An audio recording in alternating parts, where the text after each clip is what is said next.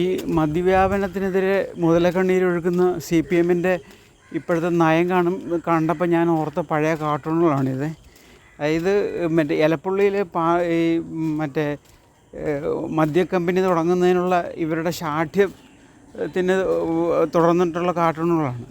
അതായത് ഇവർ വെള്ളം കിട്ടാത്തൊരു സ്ഥലം, പാലക്കാട് വെള്ളം പോലും കിട്ടാത്ത ഒരു സ്ഥലത്ത് എത്രയോ ഏക്കർ സ്ഥലമെടുത്ത് അവിടെ ഒയാസിസ് ബ്രൂവറീസ് എന്ന് പറഞ്ഞ ഈ മറ്റേ ഡൽഹി മദ്യദുരന്ത മദ്യ അഴിമതിയിൽ പ്രതിയായ ഒയാസിസ് കമ്പനി, അവർ ബ്ലാക്ക് ലിസ്റ്റിൽപ്പെട്ട കമ്പനിയാണ്.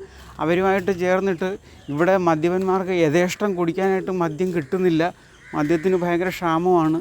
അതിന് മദ്യം ഒഴുക്കാൻ വേണ്ടിയിട്ട് അവരെ ക്ഷണിച്ചുകൊണ്ട് വന്ന് തുടങ്ങിയ എലപ്പുള്ളിയിൽ തുടങ്ങിയ ഈ മറ്റേ MP രാജേഷാണ് അതിന് ചുക്കാൻ പിടിച്ചത്. ഇപ്പോൾ വലിയ തത്വജ്ഞാനം പറയുന്ന MP രാജേഷ്, മദ്യം ഒഴുക്കുന്നതെന്ന് പറഞ്ഞ് നിലവിളിക്കുന്ന മുതലക്കണ്ണീരൊഴുക്കുന്ന MP രാജേഷ്. ആ രാജേഷ് വിളിച്ചുകൊണ്ട് വന്നതാണ് ഈ ഒയാസിസ് ബ്രൂവറീസിന്. അവർ നിരവധി കേസുകളിൽ പ്രതിയായിട്ട് ബ്ലാക്ക് ലിസ്റ്റിൽപ്പെട്ട കമ്പനിയാണ്. എന്നിട്ട് ഇപ്പം ഭയങ്കര മുതലക്കണ്ണീരാണ്. VD സതീശൻ മദ്യം ഒഴുക്കുന്ന, VD സതീശൻ മദ്യം ഒഴുക്കുന്നതെന്ന് പറഞ്ഞു. ഈ മറ്റേ ഇപ്പോഴത്തെ ലാസ്റ്റത്തെ കേസിൽ പോലും ഈ മറ്റേ MP ഗോവിന്ദനാണ് ഈ ബെക്കാഡിയായിട്ട് ആദ്യമായിട്ട് കരാർ ഒപ്പുവെച്ചതെന്നാണ് ഇപ്പം വാർത്തകൾ വരുന്നത്.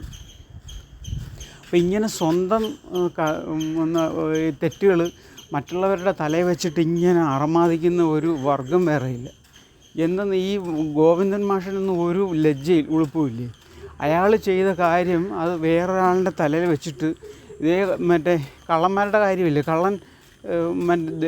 കള്ളം വരുന്നതെന്ന് പറഞ്ഞ് കള്ളം തന്നെ ഓടുന്ന അവസ്ഥയിലാണ് കാര്യങ്ങൾ പോകുന്നത്.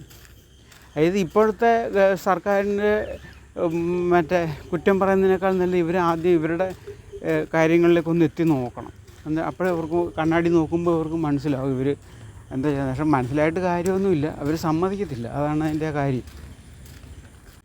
ഒരു അന്വേഷണം നടത്തി നോക്കിക്കഴിഞ്ഞാൽ അറിയാം, ഈ ബാറുകാരിൽ നിന്നും മദ്യമുതലാളികളിൽ നിന്നും ഏറ്റവും കൂടുതൽ ശമ്പളം, ഏറ്റവും കൂടുതൽ മറ്റേ പണം കൈപ്പറ്റിയിരിക്കുന്നത് ഈ CPM-കാരാണ്. അതൊന്നും ആരും തുനിയത്തില്ല, അതിനൊന്നും ആർക്കും തുനിയത്തില്ല. എല്ലാ രാഷ്ട്രീയ പാർട്ടികളുടെയും കറവപ്പശമാണ് ഈ അബ്കാരികളും ബാറും മുതലാളിമാരും.